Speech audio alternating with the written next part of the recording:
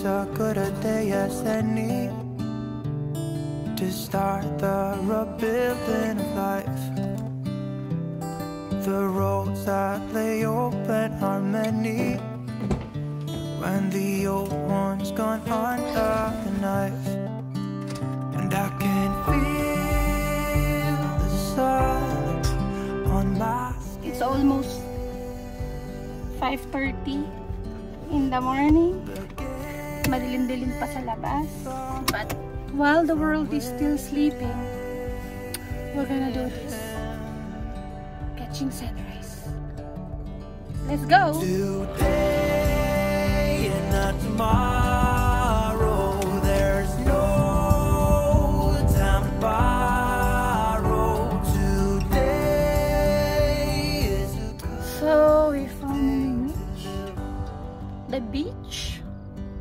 Mukhang puputok na yung araw. Sabi kasi 6:03, 6:04 ang sunrise today. Pero banda doon, parang medyo paliwanag na. So, hahabulin ko na siya. but they've all gone out the window of this car. Ayun ang sunrise. The sun is rising up that side. Pero sa beach side, wala. That ever was is alright.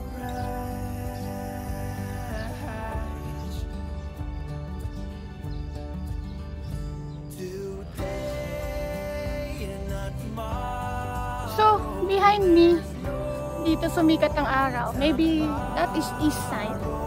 I don't know. Pero, I must say, waking up this early, 5 AM, ang wala naman akong pasok, wala naman akong hanap, paminsan-minsan isip ko lang na maybe I should catch the sunrise. May iba naman. Ang ganda palang tignan ng kapaligiran.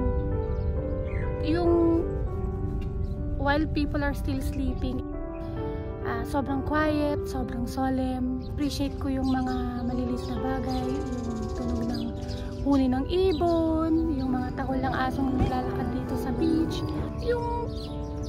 yung sound ng environment na hindi busina, hindi usapan ng mga tao. Ang saya lang. Sometimes kailangan natin ng mga ganitong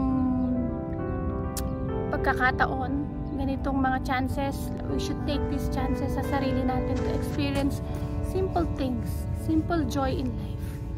Libre lang naman to eh. Libre lang naman ng beach. Sarap gumising na maaga. Yun talaga araw.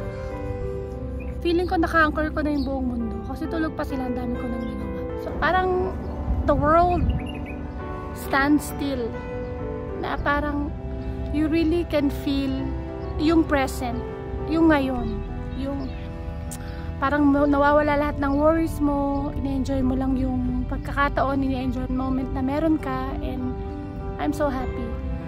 Next time, sasama ko si baby dito. Maganda siguro kung dalawa kami makaka-witness ng sunrise. So ayun, thank you kasi sinamahan nyo ako. And minsan, try nyo din i-catch ang sunrise. Sobrang sarap sa pakiramdam. So after this, maglalakad lang ako for a while. Maybe magja-jog ako dito. O maybe walk lang, brisk walk dito sa gilid ng beach. Enjoy ko lang, exercise na rin, and then I'm off na to get breakfast for baby kasi gigising na siya ng 7, may pasok siya. 6:57 pa lang pero nakapagpapawis na ako. Sarap talaga ng pakiramdam. Talagang best decision talaga tong ginawa kong gumising na maaga, i-catch si Haring Araw. Ayan o, silaw na.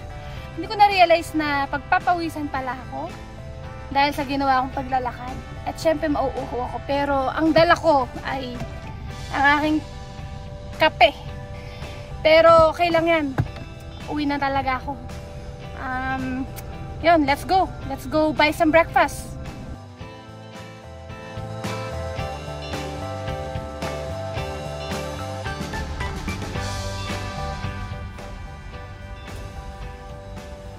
Hi, good morning. Can I have one hot cakes meal? Yes, please. Which drinks you want? Orange juice? Orange juice. Okay. Yes. And can I have one hot cake, but just a hot cake? Excellent. Thank you so much. Ang weird ng order ko.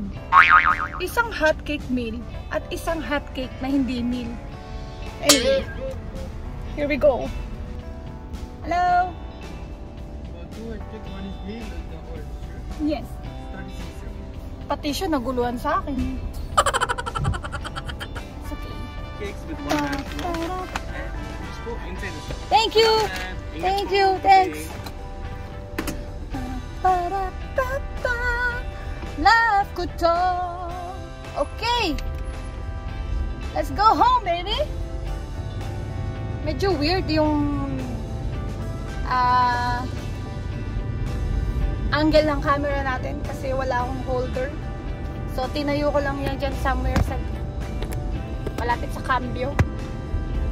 Yan, ganyan na lang. Para safe ba? Yun. Sobrang tahimik pa din ng kalsada. 7:30 na. Medyo malayo yung McDonald's drive-thru. Pero I'll be home in 15 minutes. Hopefully gising na si baby. So if not, gigising ko naman siya. Gigising ko si baby ng madaming kisses. At syempre, may pasalubong ako sa kanya. I'm just really excited na mapakita sa inyo kasi sobrang saya ng pakiramdam talaga kung iba kasi yung feeling ng yung pinapakita mo lang sa video kaysa dun sa eksaktong nararanasan mo. So basta hindi ko maipaliwanag yung pakiramdam. Sobrang worth it talaga ng ginawa kong itong decision na to. I'm proud of you. Dun. Pat your back. Pat your back ba? Pat your shoulders, your back. Basta, I'm so proud of you. Cheers to many more sunrise. At saka, maybe next time sunset naman para romantic. So, yun lang. Update ko kayo mamaya pagdating sa bahay. Nag-text na si baby, nahanap na niya. Nasaan na you? I'm here na baby. I'm coming for you. Miss naman ako eh. Hi love, good morning. I'm home. This is your pasalubong. Pero naiihi na ako. Ihi mo na ako. Too much wee-wee is dangerous to your panty. Touchdown, bahay na ako. Ang dami ko pa rin energy dahil sa kape. Ayan, 7:55. O, diba? It's time for breakfast. Good morning, Hawut.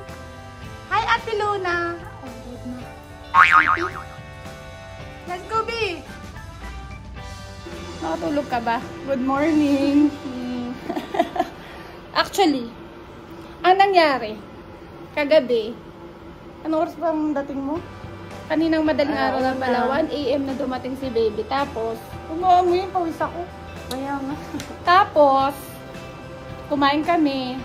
Tapos, syempre, hindi naman kami pwede matulog kagad. Kaya, parang 4 AM na tayo nahiga, no? Tapos, natulog lang ako ng mga 1 oras. Tapos, bumangon na ako para maisakatuparan ko ang aking plano. Pero wagi, success. Kain tayo. Congratulations. Ay, tita ko, ang ganda baby yung sunrise. Sana nandun ka. Yung tipong, ayun yung sunrise sa background. Tapos nandun ka sa foreground. Tapos, nagsasayaw ka ng ganyan. Nagbe-belly dancing. Habang pawis ka. Eh, kasi nag-jogging ako. Okay. Good morning. Bakit kasi? Ayaw pa ako ni 80s. Kaya mo na, toothbrush ako nga, nag-toothbrush eh. Breakfast na Ayun na. tayo. Kasi may pasok pa. Ah, may pasok ka pa ba? So, ito, Beo. I'm preparing your pancakes for you. Yan na.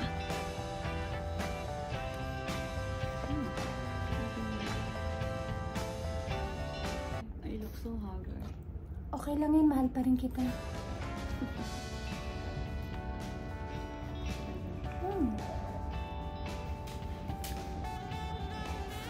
Buti na lang, umabot ako. Papasok na pala si baby.